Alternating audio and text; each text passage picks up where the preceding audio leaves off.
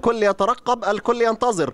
ركلة ركنية عرضية وطالع مصطفى وهو خارج وخطأ وهدف أول يأتي، هدف أول لبني سويف. وهنا بقى يعني هيثم عبد الرؤوف يسجل الهدف الأول، وقناص طبعا هذا لاعب قناص، وفعلا يسجل الهدف الأول وتصبح النتيجة بني سويف 1 والأسيوطي لا شيء. ويعني ترجع الكرة مرة ثانية، دي لمة جميلة جدا. حسن مجدي بيعدي داخل منطقة الجزاء وعرضية وركلة. كان يكون في عونك يا حسام، يعني مجهود موسم كامل قد يترجم في لمسة بالقدم على يسار أو على يمين حارس المرمى مصطفى عبد الستار، وقد يكون الهدف يأتي للأسيوطي وقد يتصدى مصطفى عبد الستار. حالة من الترقب وحالة من يعني الشجن في استاد الفيوم، وحسام حسن وداخل وحاططها على شماله، والهدف يأتي في مباراة اليوم للأسيوطي، هدف التعادل في ملعب بات الفؤاد معلقا والقلب أنشد في هوى الأهداف، وحسام حسن يسجل هدف التعادل.